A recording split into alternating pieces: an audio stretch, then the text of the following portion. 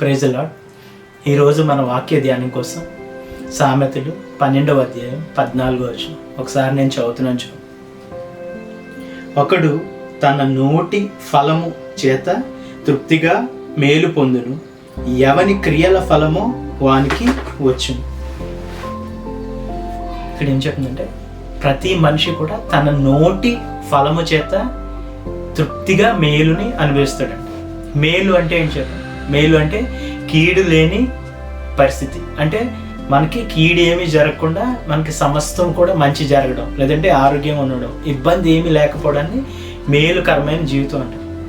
అదే మేలు తృప్తిగా జరగడం అంటే, ఫర్ ఎగ్జాంపుల్ మనకి ఏదైనా ఎగ్జామ్ ఫీజు కట్టడానికి ఒక 1 lakh కావాలనుకోండి, మన దగ్గర 80,000 ఉన్నాయి, 20,000 అప్పు చేసి మనం పే చేసాం. అది తృప్తిగా మనకి మేలు జరిగినట్టు కాదు.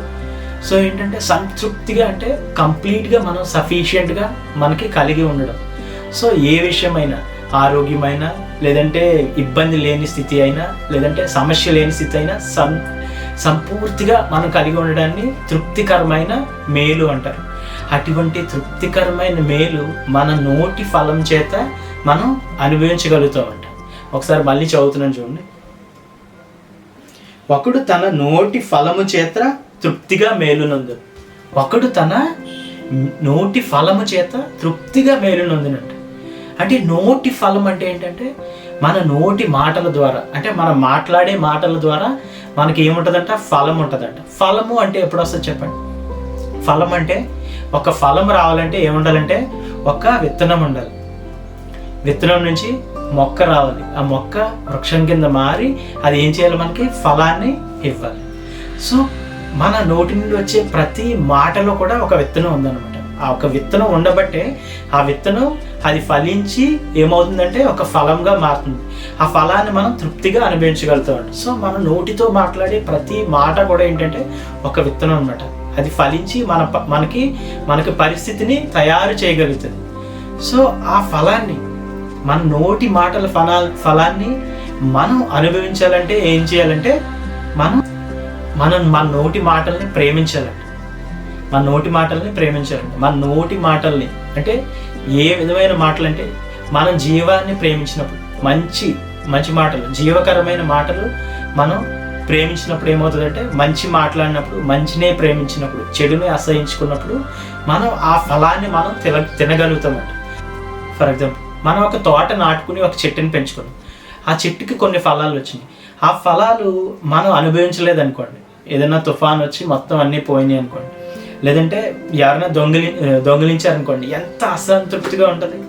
అలాగే మన ఫలాలు, మన నోటి ద్వారా వచ్చే మంచి ఫలం మనం తినాలంటే ఏం చేయాలంటే మన మాటల్ని ప్రేమించాలంట. మంచి మాటల్ని ప్రేమించాలంట. ప్రేమించడం అంటే ఏంటంటే ఆయన్ని వెంబడించడం, ఆయన ఆజ్ఞని వెంబడించడం. ఆయన ఏం చెప్తున్నాడు?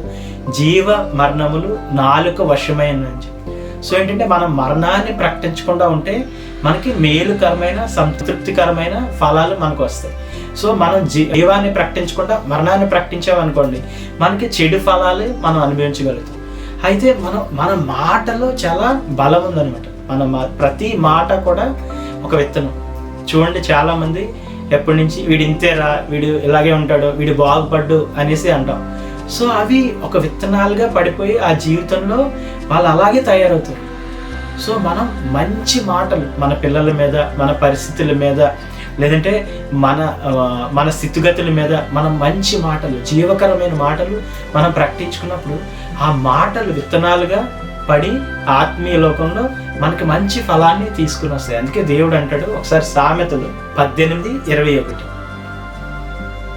జీవ మరణములు నాలుక వశము, దాని యందు ప్రీతి పడివారు దాని ఫలము తిందురు. ఏంటంటే జీవ మరణములు నాలుక వశమై ఉన్నాయి, దాని యందు ప్రీతి పడివారు అంటే దాన్ని ప్రేమించేవారు దాని ఫలాన్ని తింటారంట.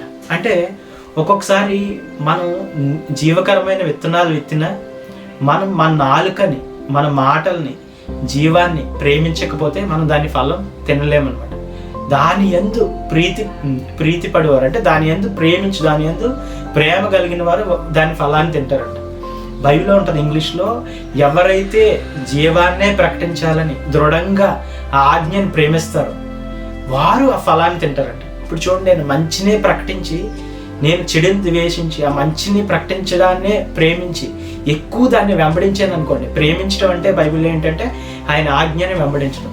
సో ఈ మాటని, జీవం నా నాలుక వశమై ఉన్నది అన్న మాటను నేను ప్రేమించి జీవాన్ని మాత్రమే ప్రకటిస్తూ ఉన్నాను అనుకోండి, నా నోటితో నేను ఏదైతే నేను నా యందు ప్రవచించుకుంటానో ఆ ఫలాన్ని నేను తింటానని వాక్యం చెప్తుంది.